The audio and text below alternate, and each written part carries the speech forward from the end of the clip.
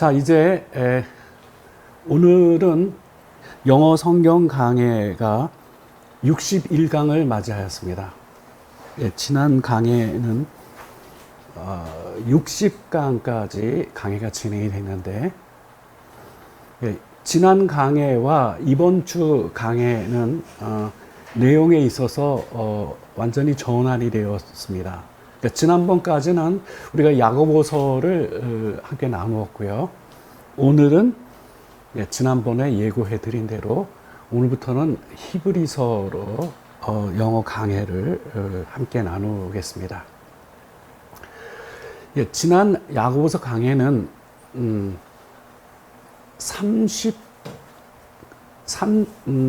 3년 동안 쭉 진행된 강해의 내용이었고요.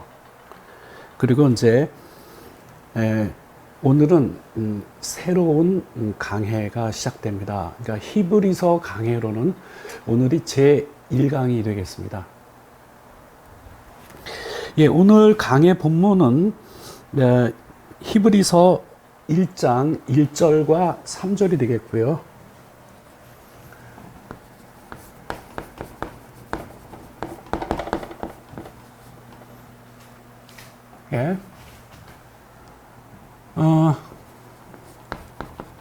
히브리서로는 제1강이 되겠습니다. 우리 전체적으로는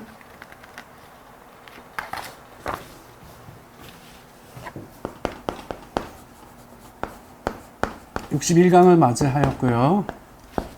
오늘 강의 제목은 히브리서를 기록한 목적이 되겠습니다. 히브리서를 기록한 목적.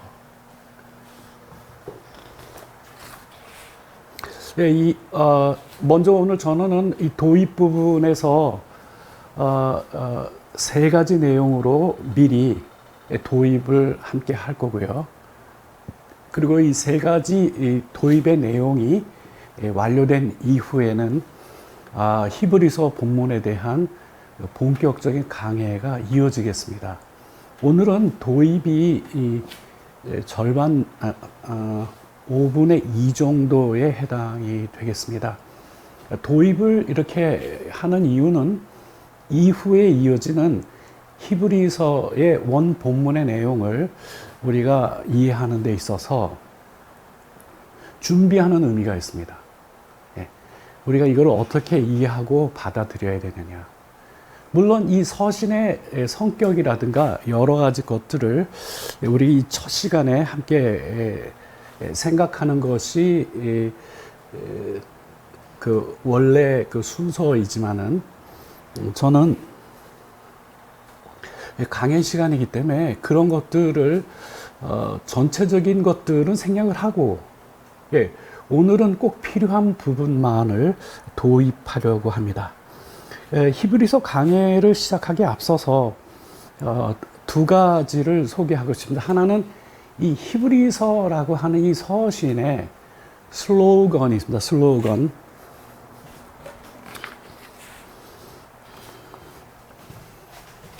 그것은 past 과거죠. has bearing on the present. 이게 히브리서의 슬로건, 히브리서의 표에 해당되는 내용이 되겠습니다. has bearing on이라고 하는 이 수거는 여기 present, 현재를 목적어로 취해서 여기 past가 주어가 되죠. 과거는 무엇을? 현재를 has bearing on. has bearing on은 영향을 미치다라고 하는 뜻을 갖고 있습니다. 그러니까 과거는 현재에 영향을 미친다라고 하는 것이죠. 다시 말씀드리면 구약은 신약에 영향을 미치죠. 그래서 신약을 정확하게 이해하기 위해서는 구약을 이해하는 것이 또한 필수적인 과제가 됩니다. 근데 신약의 다른 어떤 서신보다도 이 히브리서는 그 부분을 충실하게 다루고 있습니다. 왜냐? 이 히브리서의 수신자들이 바로 유대인들이기 때문에 그렇습니다. 구약을 이해하고 그 구약적인 삶 속에 살아가고 있는 이들에게 이 보내어진 편지이기 때문에 그렇습니다.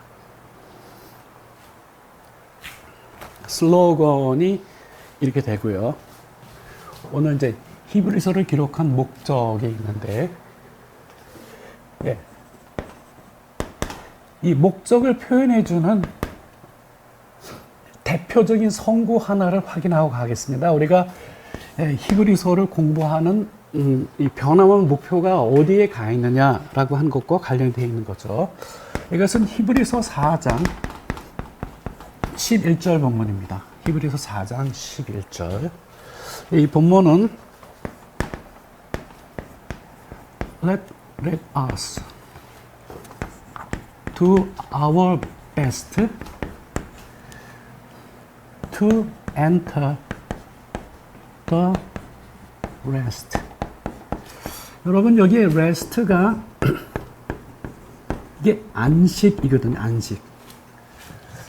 예.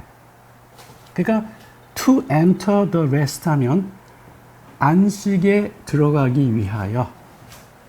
예. do our best는 do one's best는 수고로 최선을 다하다죠.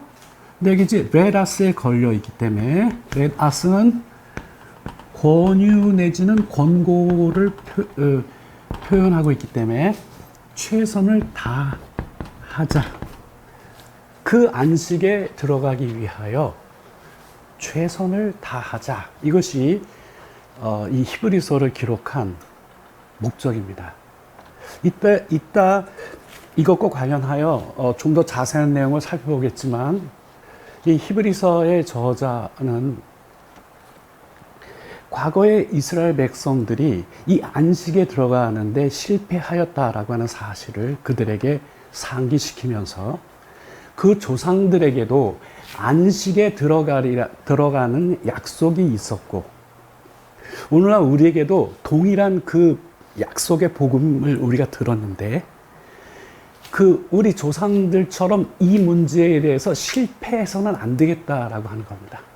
그래서 히브리서를 기록한 중요한 목적이 바로 이 문제에 가 있습니다.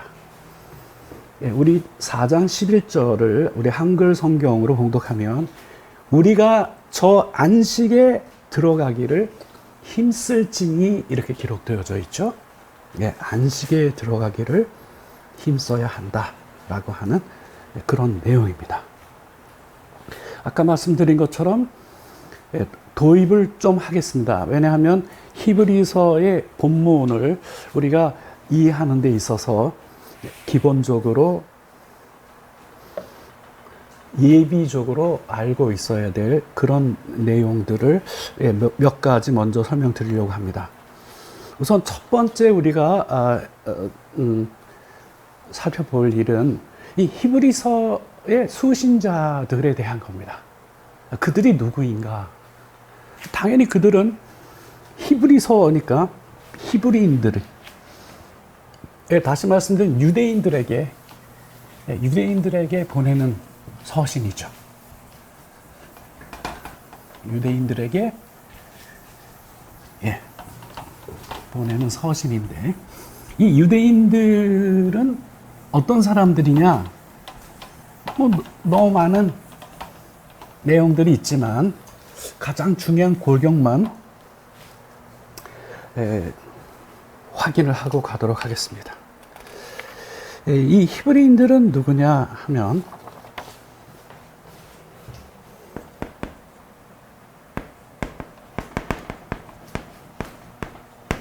faith 하면은 믿음이죠. 예, 이 믿음과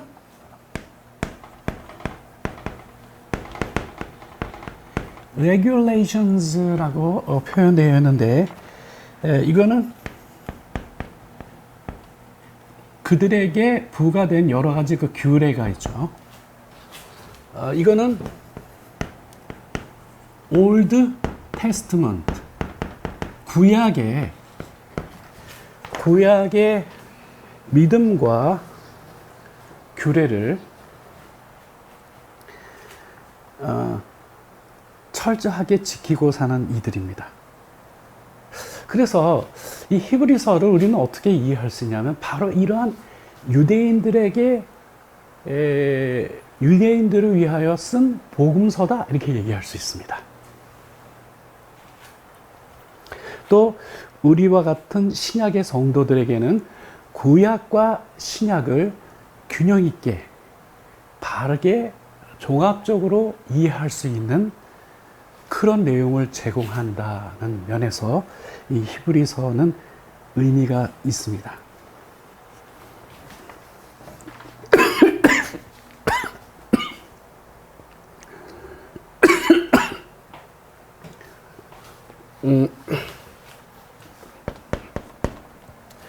예, 이 문제를 하나만 더 부연하도록 하겠습니다.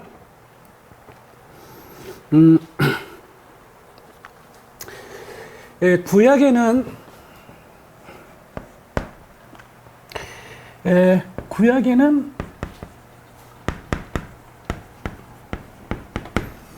그 모든 이미지라고 이렇게 표현했는데 모형이죠, 모형. 여러분, 실제가 있고 그 모형이 있습니다. 우리가 이제 여기에 인형이 하나 있다 하면 이 인형은 실체는 사람이고 그 사람의 모양을 따라 만들어 놓은 거죠. 예. 그런 의미에서 구약의 믿음과 그리고 그 규례를 지키면서 살아가는 이들에게는 이 구약의 메시지라고 하는 것은 모형이 그들에게 제시되었던 거거든요. 왜냐하면 이 모든 것에 구약이 가르치는 그 모든 것의 리얼리티, 이 실제는 바로 예수님 자신이기 때문에 그렇습니다. 그런 의미에서 특별히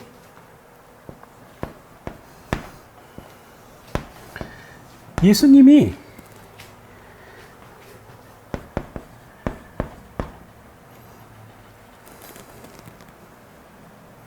sacrifices and the high priest. 예수님은 그 자신이 희생 제물임과 동시에 예수님 자신이 대제사장인 거죠.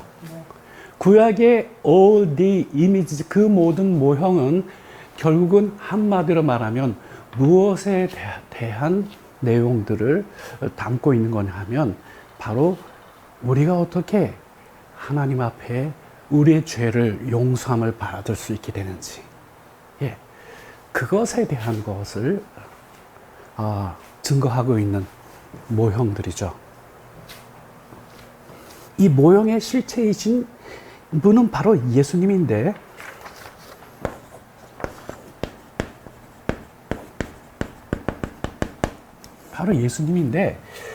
예수님에게 있어서 아주 중요한 두 개의 메시지는 예수님 자신이 희생 제물인과 동시에 대제사장 되신다라고 하는 것입니다. 그래서 히브리서 서신의 저자는 이 유대인의 문제의 한계점을 정확하게 파악을 하고 이들을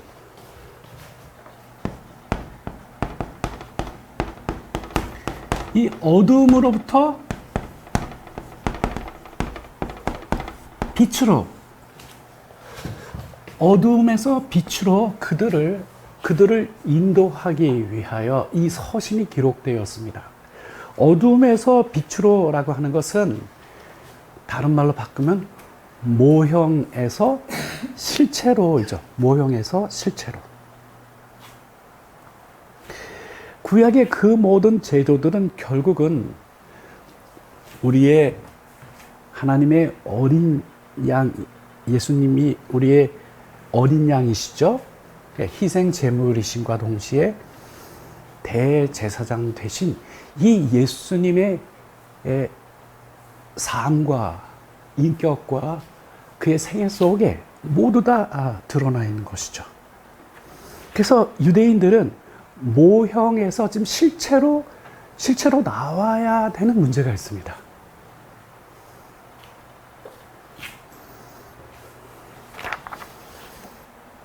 그러나 정작 그러하지 못한 유대인들에게는 이 문제는 아주 치명적인 문제가 아닐 수 없습니다. 반드시 그 모형으로부터 실체로 접근을 해야 됩니다. 이 문제를 한 가지만 더 부연하면,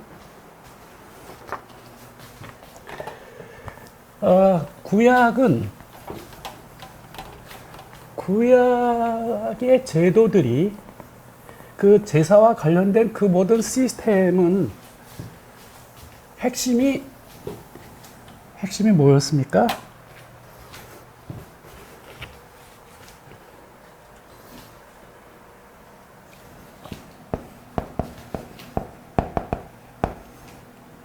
Animals blood.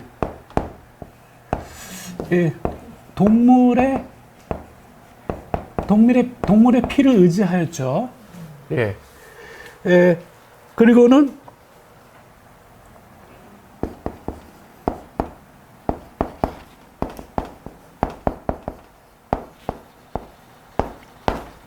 여기에 어린 양 대신 예수님의 피가 있는 거죠. 예.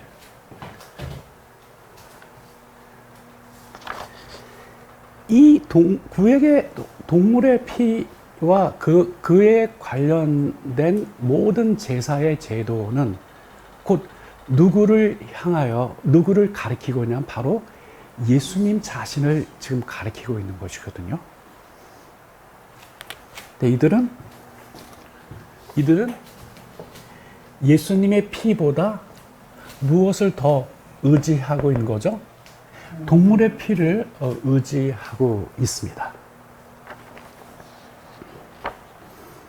이거는 무엇하고 동일하냐 하면, 쉬운 예를 하나 들겠습니다. 여기 wife and picture,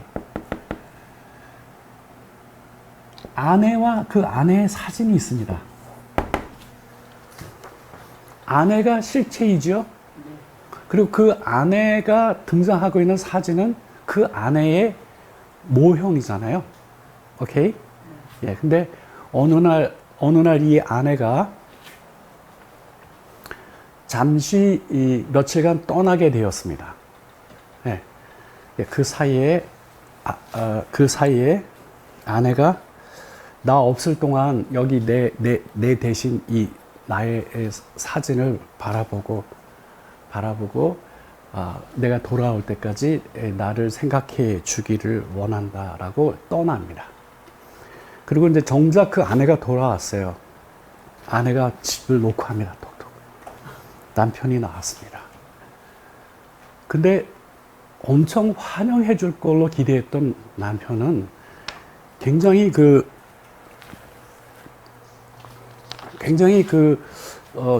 신중한 표정을 짓고 있는 그 남편을 보고 의아한 생각이 들었습니다. 그래서 이렇게 오랜만에 우리가 다시 만났는데 반갑지 않냐고 이렇게 아내가 묻자 남편이 이야기합니다. 여기 이 사진에 당신이 여기 있다. 사진에 당신이 여기 있는데 나는 나는 이것으로 충분해. 더 이상 앞으로 당신은 필요가 없어요. 예?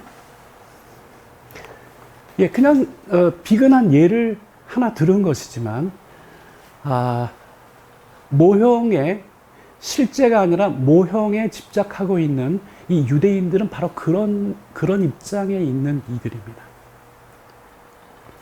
근데 실제 세상 속에서 아내 대신 아내를 거부하고 아내의 사진만으로 만족할 사람이 없잖아요. 있을 수가 없죠. 근데 실제로는 유대인들에게는 그와 같은 일들이 영적으로 벌어지고 있는 거죠. 리얼리티, 실제가 있는데, 그래서 히브리서 기자는 그들에게 구약의 그 모든 시스템이 바로 가리키고 있는 그 예수님을 만나기 원하는 그런 의미에서 이 메시지는 정교하게 짜져 있습니다. 우리가 그것을 이제 하나씩 우리가 살펴볼 예정입니다. 여기까지가 이제 1차적인 도입이 됐고요. 두 번째 도입에서는 아까 소개해드렸듯이 히브리서 4장 11절이 히브리서의 대표 성구라고 볼 수 있는데, 이 목표에 관련하여서 한 가지만 정리를 해 두는 것이 도입의 의미가 있습니다. 왜냐하면 히브리서를 기록한 목적을 우리가 확실히 정리한 다음에 히브리서를 공부하는 거랑 그 목적이 무엇인지 모르는 상태에서 막연하게 공부하는 거라고 하는 것은 큰 차이를 보이기 때문에 그렇습니다. 아까 나와 있듯이 So let us do our best to enter the rest. 그 안식에 들어가기 위하여 최선을 다하자. 여기에 권유가 되는 이유는 말하는 사람 자신도 여기에 같이 포함되어 있기 때문에 그렇습니다. 그래서 권유가 되는 거예요. 우리가 함께 최선을 다하자 하는 거예요. 무엇 하도록요? 그 안식에 들어가도록 우리의 최선을 다해야 된다라고 하는 것이죠.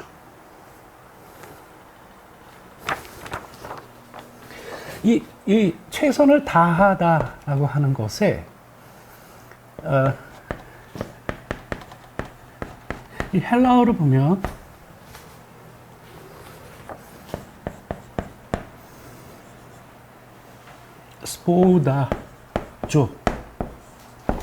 스포다조라고 하는 헬라어인데, 이 뜻이 뭐냐면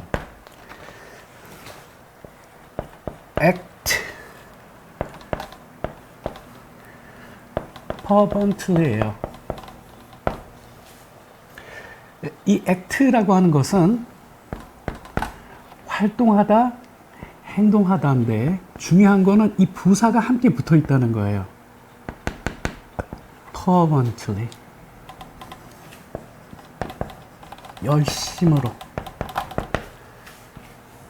열심으로 행하자라고 하는 의미예요. 한글 성경에는 최선을 다하자라는 표현을 해 두었고, 우리 한글 성경은 힘쓰자 이렇게 되어 있죠. 힘쓰자. 근데 이 목표를 이해하는 데 있어서 정말 중요한 거는,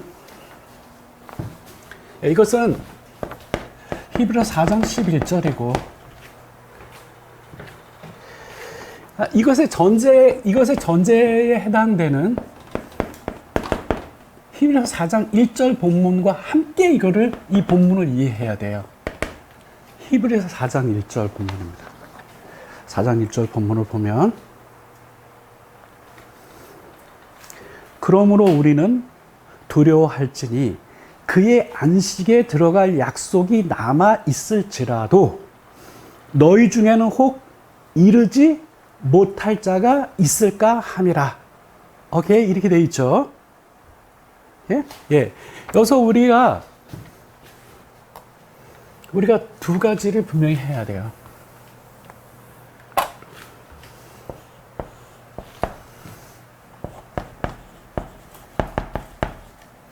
약속이 있죠?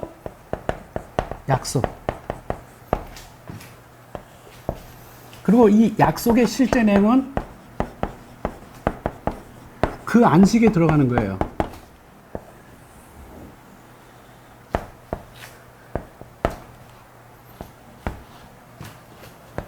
이 약속은 안식에 들어가리라는 약속이고, 그리고 실제로 안식에 들어가는 문제가 있어요.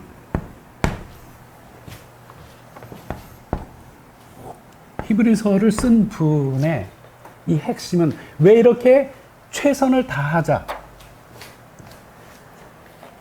열심으로 행하자, 힘쓰자, 왜 이렇게 얘기하고 있는가? 4장 1절을 볼 것 같으면 약속이 있는 것과 실제로 그 안식에 들어가는 것은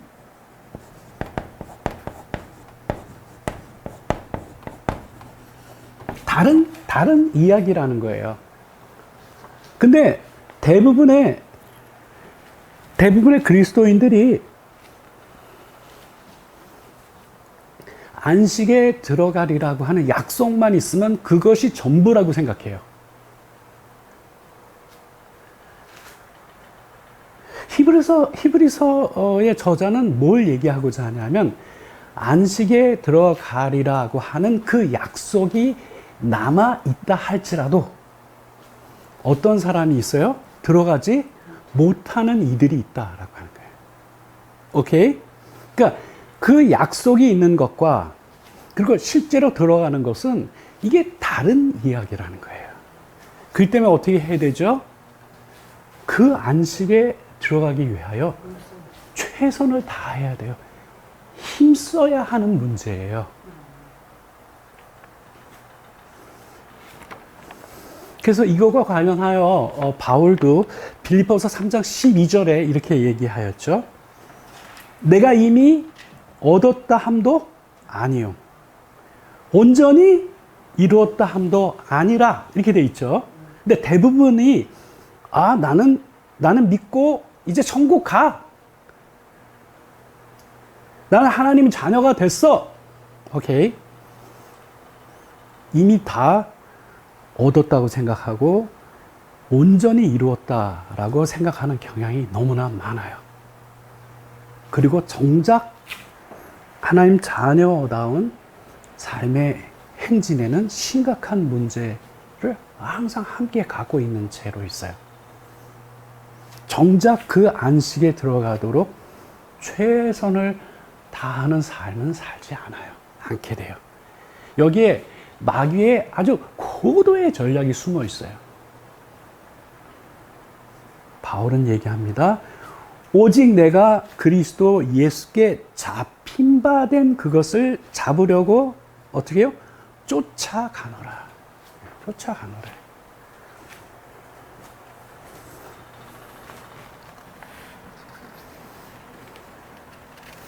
자, 이제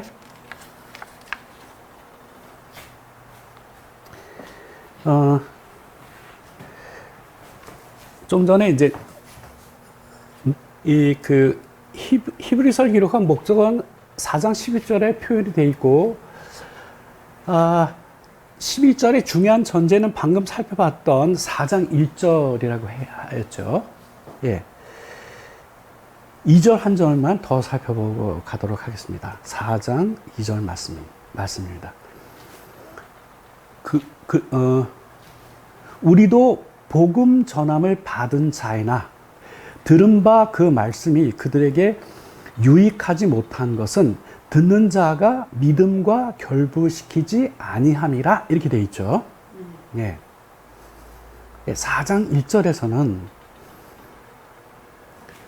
우리는 너희들 중에 어떤 이들이 그것을 경험하는, 즉 안식에 들어가는데 실패할지도 모른다는 두려움으로 떠는 것이 마땅하니라, 이런 표현이에요. 4장 1절의 내용이. 그렇죠? 예. 왜 그렇게 되냐 하면은 그런 복음 전함을 받은 자이지만 그것이 그들에게 유익하게 되느냐, 유익하게 되지 못하느냐 문제가 있어요. 그것을 믿음과 결부시킨 이들이 있는가 하면 믿음과 결부시키지 못한 이들이 생기는 거예요. 오케이? 예. 그래서 4장 1절의 후반절에 나타나 있듯이 두려움으로 떠는 것이 마땅한 거거든요, 그게. 예. 왜 두려움에 떱니까? 혹시 내가 그 안식에 들어가는 일에 실패할지도 모른다라고 하는 그 위험은 항상 있는 거예요. 예. 그렇게 두려움에 떠는 것이 그게 우리의 마땅한 모습이라고 하는 것이죠. 오늘날 우리 한국의 그리스도인들이 과연 이런 종류의 두려움을 평상시에 신앙생활할 때 이 생활 감정으로 느끼며 살아가고 있는지 저는 묻고 싶습니다. 히브리서의 저자가 이 문제를 지금 우리에게 지금 함께 제기하고 있기 때문에 그렇습니다. 그리고 여기가 11절이었죠. 히브리서 4장 13절 한 절만 더 참조하고 도입을 마무리하겠습니다.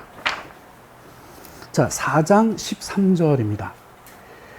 지으신 것이 하나도 그 앞에 나타나지 않음이 없고, 바로 이 부분이에요.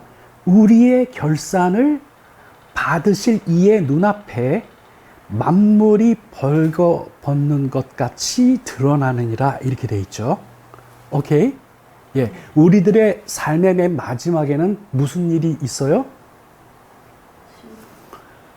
예, 심판이 기다리고 있죠. 거기서 뭐 합니까? 결산을 해요. 오케이? 우리의 결산을 하게 됩니다. 결산을 받으시는 이가 누구시죠? 하나님께서 우리의 결산을 받으셔요. 근데 그 하나님이 어떠신 분이냐 하면 온 세상 그 모든 것들이 하나님 앞에서는 감추일 수 있는 것이 없다는 사실을 먼저 던져놓고 다시 한번 부연해서 강조하는 것이, 이렇게 모든 것들은 다 하나님 앞에 다 적나라하게 다 드러나 있는 법이다. 바로 그런 분께 장차 우리는 반드시 우리가 살아왔던 그 삶의 방식에 대하여 다 설명을 드려야 되는 때가 온다. 오케이? 예. 이런 게 우리 앞에 있는 거예요. 오케이? 예.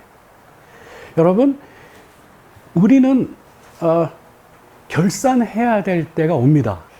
예. 이걸 생각하고 살아야 돼요. 히브리서 기자의 중요한 메시지입니다. 그렇기 때문에 그 안식에 들어가기를 우리가 어떻게 해야 된다고요? 힘써야 한다라고 하는 것. 예, 그것이 이 히브리서의 히브리서를 기록한 목적이 되겠습니다. 자, 이제 도입이 어느 정도 진행이 돼 있기 때문에 도입에 너무 많은 시간을 또 투여할 수가 없어서 도입은 요쯤 진행을 하고 이제 본문으로 가겠습니다. 오늘 텍스트는 히브리서 1장 1절에서 3절입니다.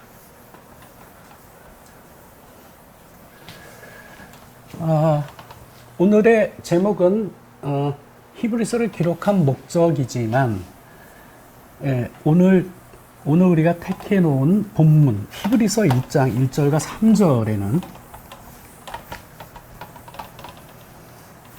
무엇에 대하여 기록하고 있냐 하면 하나님의 아들이 어떠신 분인가라고 하는 그 사실을 소개하는 것으로 시작을 합니다. 그렇죠? 예, 우리 그리스도인들은 이 문제는 너무나 잘 알고 있는 전제이지만, 예, 이 유대인들은 그렇지 않죠. 예, 유대인들은 그렇지 않습니다. 그래서 이 히브리서의 저자는 가장 처음 시작하는 이 1절과 이 3절에서 가장 짧은 세 구절 안에 하나님의 아들이신 이 예수 그리스도가 어떠신 분인가에 관한 메시지를 담아 놓습니다. 그리고는 이제 이후에 하나하나의 문제를 이제 풀어갑니다. 이 유대인들이 강력하게 믿고 있고, 강력하게 의지하고 있고, 강력하게 붙들고 있는 그것들을 하나하나 꺼내서 예수 그리스도와 비교를 통하여, 예, 그들의 잘못된 길이 어디서 어떻게 잘못됐는지를 소상히 소개해주는 메시지가 뒤로 계속 이어지고 있는 것을 볼 수 있습니다. 예, 히브리서 1장 1절입니다. 옛적의 선지자를 통하여 여러 부분과 여러 모양으로 우리 조상들에게 말씀하신 하나님이, 예, 1절이 여기까지이죠. 여러 부분과 여러 모양으로,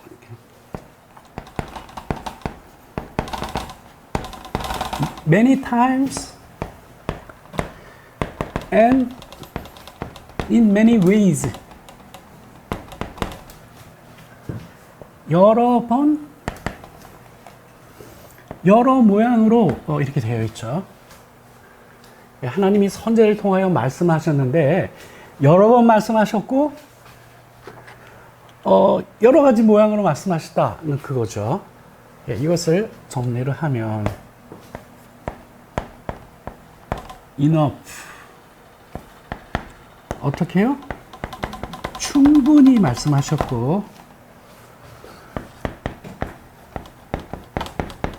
perfectly, 온전하게, 충분하고도 온전하게 하나님께서 선지자를 통하여서 우리 조상들에게 말씀하셨다라고 하는 그 사실을 여기에서 먼저 표현합니다. 그리고는 이제 2절로 넘어가게 되면 이 모든 날 마지막에는 하나님께서 아들을 통하여 우리에게 말씀하셨다라고 이어져요.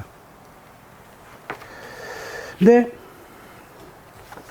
아까 그 슬로건을 통해서 제가 설명드린 부분과 관련하여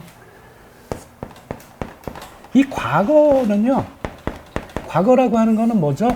선지자를 통하여 여러 번 여러 모양으로 충분하고도 온전하게 말씀하신 바가 있죠? 예, 그게 과거예요.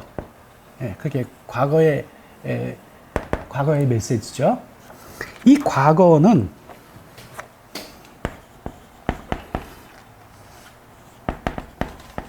given away to,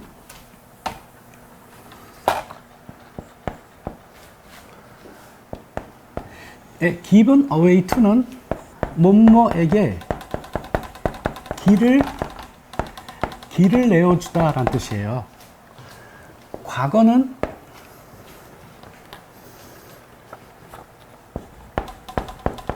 better things, 무엇에 더 좋은 것들, 과거는 더 좋은 것들에 길을 내어 주었다는 거죠. 더 좋은 것들은 뭐죠? 이제 역사 속에, 이 모든 날 마지막 이 역사 속에 실체가 오셨죠. 예. 어린 양인과 동시에 대제사장이신 예수님이 오셨잖아요. 과거는 길을 내어 주었는데 뭐에? 더 좋은 것들에 길을 내어 주었다라고 하는 것입니다. 그럼 그 구체적으로 그게 무슨 내용인가라고 하는 것을 하나씩 설명해 나가는 게 바로 이 히브리서에 기록된 내용들인 거예요. 그래서 이 히브리서가 기록된 독특한 방식이 있는데, 처음에는 구약의 메시지가 등장하고, 이게 better things. better things는 신약의 메시지를 말하죠. 예, 구약의 메시지는 better things. 신약의 메시지에 뭐를 해요? has given away to. 길을 내어주죠? 더 좋은 것에 길을 내어주고는 이 구약의 메시지는 사라집니다. 맨 처음엔 구약의 메시지를 소개해요. 그 다음 바로 better things, 더 좋은 것들로 길을 내어주고, 길을 내어준 후에 구약의 메시지는 사라집니다. 예, 이와 같은 기술 방식을 취하고 있는 것이 히브리서의 독특한 특징입니다. 자, 이제 우리는 히브리서 1장 1절과 그 다음에 1장 2절로 이렇게 넘어가야 되는 그 시점에 와 있는데요. 그거와 관련하여서 중간에 1절과 2절로 넘어가기 전에 한 가지 분명한 것을 우리가 다시 한번 다른 메시지도 확인할 필요가 있는데, 다른 메시지가 아니라 과거에 하나님께서 선지자를 통하여 여러 가지 모양과 방식으로 우리 조상들에게 말씀하셨는데, 그 구약의 메시지는 the better things, 더 좋은 것에 길을 내어 주었다라고 이렇게 했죠. 예. 그것을 바로 그 내용을 표현하고 있는, 한마디로 표현하고 있는 로마서의 유명한 구절이 있습니다. 그것은 로마서 10장 4절이에요.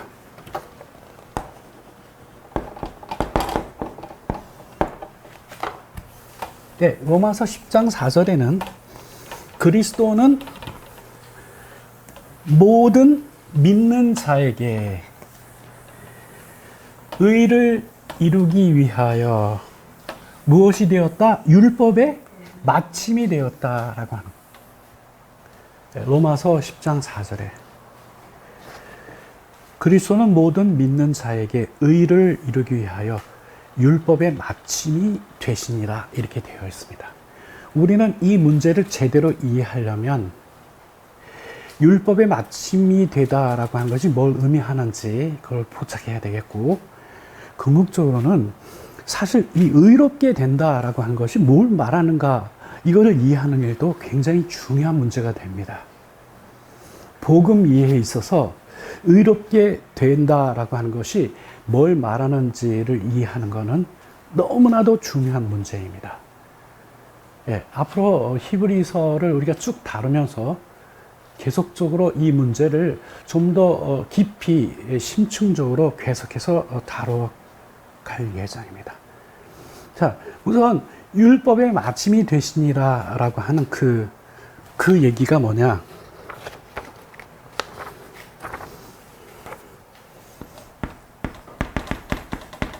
그리스도께서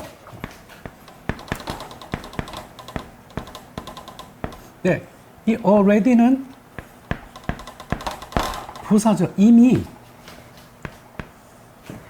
has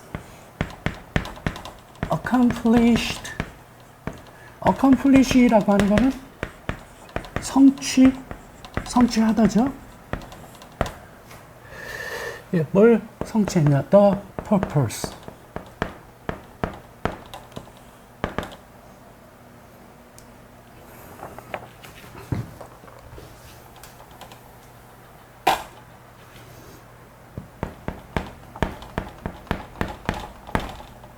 그 목적. 자, 보세요.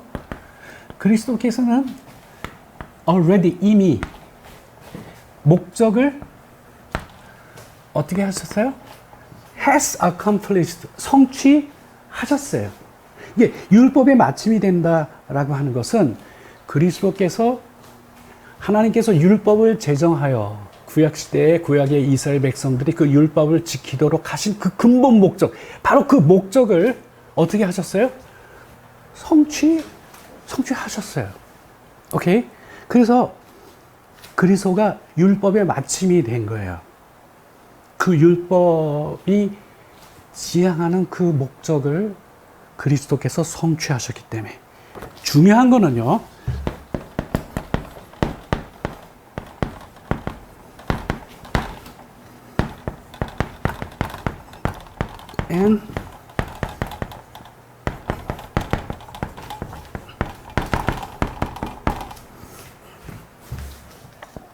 두 가지 자격과 직분이 여기에 관계된 하나는 하나님의 어린 양으로서 자신이, 두 번째는 대제사장으로서. 네. 율법의 제사 제도의 그 모든 시스템은 그거를 다 정리하면 딱 두 존재가 필요해요. 희생 제물이 필요하고, 그리고 그거를 가지고 하나님께 올려서 이 문제, 죄의 문제를 해결할 수 있는 제사장이 대제사장이 필요한데, 예수님이 바로 이 두 가지의 자격을 갖고서 이 목적을 다 성취하신 거죠. 예. 이게 중요한 전제입니다. 자, 이제 히브리서 1장 2절로 들어오겠습니다. 이 모든 날 마지막에는 아들을 통하여 우리에게 말씀하셨으니 이 아들을 만유의 상속자로 세우시고 또 그로 말미암아 모든 세계를 지으셨느니라, 이렇게 되어 있죠. 예. 아까 말씀드렸듯이 히브리서 기자는 마음이 급합니다. 빨리 이들에게 예수 그리스도가 누구이신지에 대하여 소개하고 싶은 거예요. 제일 먼저 언급을 하죠.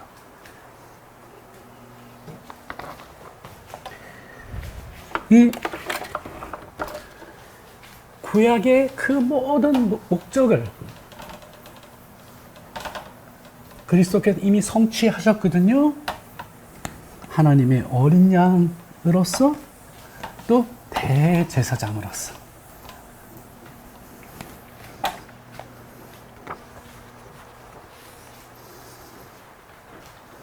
그 아들이 어떤 분인가라고 하는 것을 소개하는 제일 첫 번째는 뭐냐 하면은 그 아들이 바로 창조주이시다라고 하는 것이죠. 근데 여러분, 이 히브리서 1장 2절의 후반절을 보실까요? 이 아들을 만유의 상속자로 세우시고 또 그로 말미암아 모든 세계를 지으셨느니라. 그러니까 또가 들어가 있어서 어디셔널, 추가적인 인포메이션을 하나 더 갖다 들이대는 것 같은데, 사실은 영어 성경을 보게 되면 이거는 거꾸로 논리적인 관계를 거꾸로 올라가면 이렇게 되는 거예요. 중요한 것은 바로 하나님께서 그 아들을 통하여서 우주를 창조하셨죠. 왜 그렇게 하셨느냐? 그 아들을 이 만물의 상속자로, 오케이? 예. 만물의 상속자로 세우시기 위한 것이죠. 예. 그러니까, 우리 한글 성경은 하나님은 그 아들을 모든 것의 상속자로 약속을 하셨다. 그래서 바로 그 아들 통하여 우주를 창조하신 것이다, 이렇게 되어 있는데, 저는 오히려 거꾸로 올라가면 내용이 더 분명해진다라고 하는 사실을 말씀드리고 싶어요. 뭡니까? 그 아들을 통하여 우주를 창조하신 그 이유는 하나님께서 그 아들을 무엇으로 세우셨기 때문에 그런 거예요? 만물의 상속자로 세우셨기 때문에 그런 거예요. 그리고 이제 정말 중요한 메시지는, 그러니까 첫 번째 그 아들이 누구신가 하냐 하면은 누구예요? 만물의 창석자이시죠? 이렇게 세워 놓으셨기 때문에 그 아들을 통하여서 세상을 창조하셨죠? 그렇죠? 예, 이게 히브리서 기자가 유대인들에게 전하고자 싶은 첫 번째 메시지예요. 근데 이후에 이어지는 두 번째 메시지는 같이 쌍을 이루게 됩니다. 자, 방금 전에 우리는 히브리서 1장 2절을 우리가 살펴보았는데요. 이제 히브리서 1장 3절로 오겠습니다. 이렇습니다. 이는 하나님의 영광의 광채시요 그 본체의 형상이시라. 그의 능력의 말씀으로 만물을 붙드시며 죄를 정결하게 하시는 일을 하시고 높은 곳에 계신 지극히 크신 이의 우편에 앉으셨느니라. 이렇게 돼 있어요. 여러분 1장 3절은요. 이 한 절이지만은 예수 그리스도에 관한 영광스러운 표현이 총망라되어 있는 중요한 본문입니다. 히브리 1장 3절이. 어떻게 표현되어 있죠? 하나님의 영광의 광채다. 두 번째, 그 본체의 형상이다.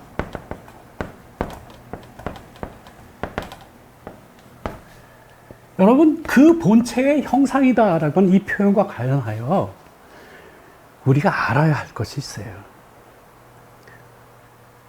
아버지 하나님은 우리들의 육안으로 보는 것이 가능한 존재이신가요?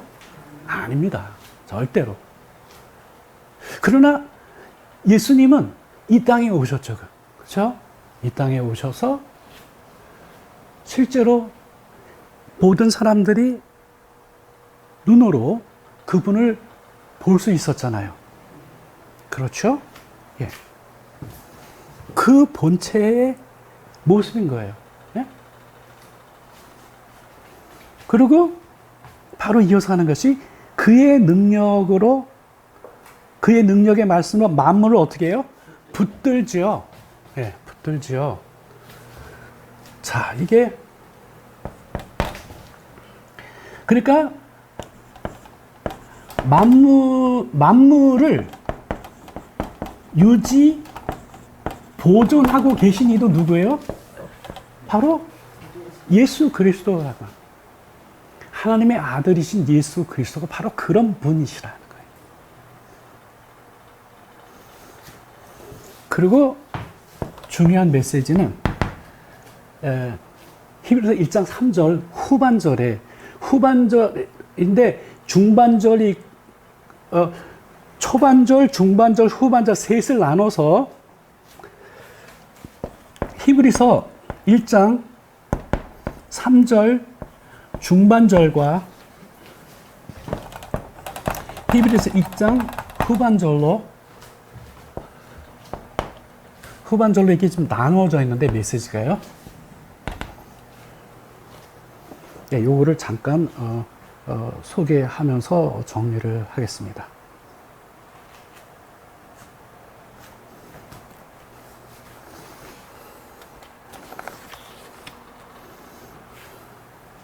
아까 말씀드린 것처럼 예수님에게 있어서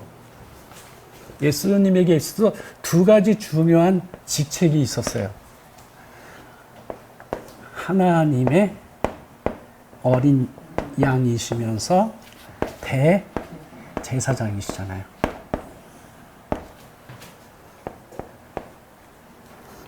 여러분, 히브리서 1장 3절 중반절을 보겠습니다. 뭐라고 간단하게 표현하냐면 죄를 정결하게 하는 일을 하시고 이렇게 돼 있죠. 예. 그분께서 십자가에 고난을 받으시고 십자가에 못 박히셔서 이런 설명을 다 해야 되는데 간단하게 표현하고 있죠? 죄를 정결하게 하는 일을 하시고, 죄를 정결하게 하는 일을 이미 마치셨다는 얘기죠? 무엇으로서? 하나님의 어린 양으로서. 하나님의 어린 양으로서. 예. 이렇게 왜 완료로 최종적인 그 성격을 강조하는 것은 이후에 우리가 살펴보겠지만 이 예수 그리스도이신 이 하나님의 어린 양은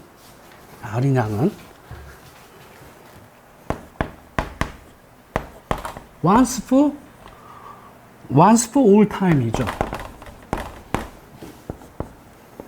한 번에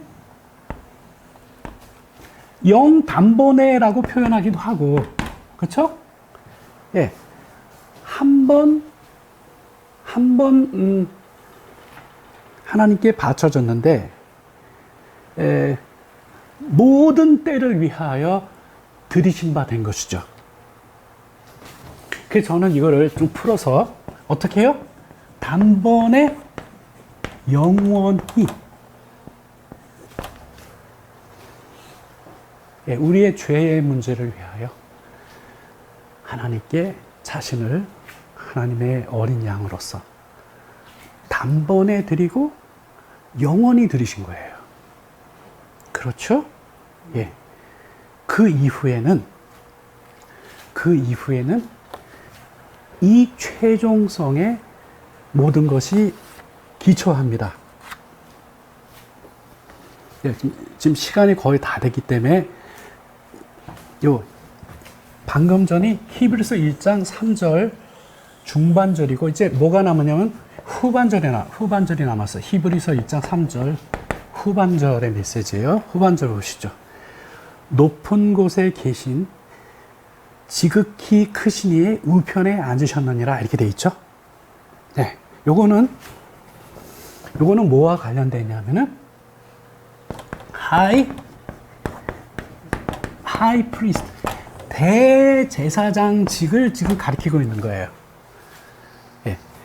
이 중반절에서는 하나님의 어린 양으로서 이루어 놓으신 일, 그거를 기반으로 해서 예수님께서 지금 하고 계시는 일이 뭐예요?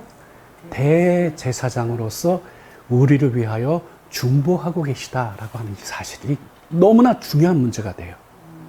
근데 많은 그리스도인들은 이 어린 양이신 예수님의 공로로 죄가 용서받았다라고 하는 것에만 집착하고 지금 현재 대제사장으로서 항상 우리의 죄의 문제를 하나님께 해결하고 계신 중보자로 계신 점에 대해서는 너무나 몰라요. 이것이 오늘날 한국 교회의 큰 문제가 된 것이죠. 중생하여 칭의 받은 문제가 전부인 줄로 생각해요. 뭐가 문제가 생깁니까? 성화가 심각한 문제가 되어버렸어요. 그래서 여러분, 히브리서 9장 23절로부터 28절의 내용을 보게 되면 지금 대제사장으로서 하늘에 올라가신 것은 하늘에 올라가셨는데 그것이 뭘 그러니까 높은 곳에 계신 지극히 크신 이의 우편에 앉으셨느니라 라고 표현했잖아요. 예, 이거는 왕 중의 왕으로서 그 지위를 말하고 있는 것이지만, 예, 그거와 관련하여 중요한 내용은 바로 이 24절입니다. 24절. 예, 히브리서 9장 24절 잠깐 보겠습니다. 영어 버전으로 제가 번역해서 들려드릴 거예요. 이는 그리스도께서는 사람이 만든 지성소에 들어가지 않으셨기 때문이다. 그것은, 즉, 이 땅에 있는 것은 그 하늘에 있는 실제의 뭐이다? 모형일 뿐이다. 오케이? 그러나 그 분은 하늘에 있는 리엘리 실체인 그 지성소로 들어가셨다. 그래서 그는 지금 거기가 어디예요? 지성소예요. 지금 현재 시제예요. 지금 현재 거기서 누구 앞에 있어요? Before God. 하나님 앞에 계셔서 하나님 앞에 계신데 왜 계시느냐? To help us. 우리를 돕기 위하여. 무엇으로 돕죠? 대제사장으로서 우리를 돕기 위하여. 지금 어디에 계셔요? 그 지성소에 누구 앞에? 하나님 앞에 계셔요. 누가? 대제사장 되신 예수 그리스도께서. 왜 거기 계셔요? 우리를 돕기 위하여. 근데 대제사장으로서 우리를 돕기 위하여 그곳에 계시는데 이것과 실제 성도들의 삶에 중요한 메시지가 있는데 이 부분이 오늘날 너무나 많이 생략되어 있어요. 그래서 여러분 이제 마무리를 짓고 이 다음 강해에서는 이 부분을 대제사장 대신 예수님께서 지금 지성소에 들어가셔서 하나님 앞에 계셔서 우리를 돕고 계신데 거기서 우리의 무엇을 어떻게 하도록 돕고 계시는지에 대한 것은 요 다음 강해로 이어질 것입니다. 이제 정리를 하겠습니다. 그 모든 것을 정리하게 되는 이 대제사장이신 예수님의 활동을 가장 잘 설명해 놓은 것은 요한일서 1장 1절부터 9절까지 쭉 이어지는데 특히 요한일서 1장 9절에는 9절을 보면은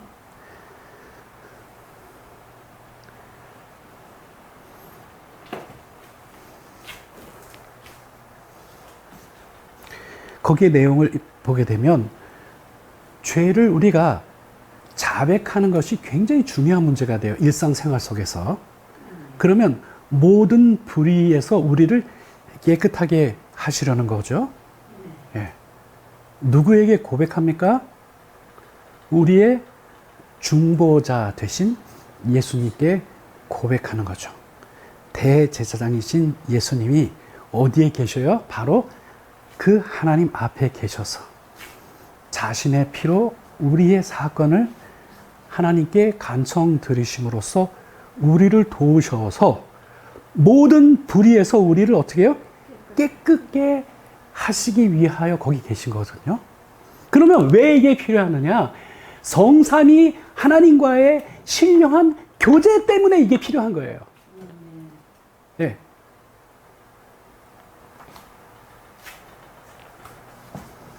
네, 그 내용에 대해서는 요 다음 강의에서 자세히 소개를 해드리도록 하겠습니다. 오늘 시간이 조금 더 지체를 돼서 이제 정리하겠습니다. 그러므로 여러분, 빛 가운데 거하시는 성삼위 하나님과의 이 거룩한 교제가 계속적으로 이어져 나가는 그 아름다운 교통이 늘 이루어지는 이 복된 삶을 사는 이 은혜가 오늘도 이 강해를 듣는 모든 분들에게 함께 하시기를 주의 이름으로 축원합니다.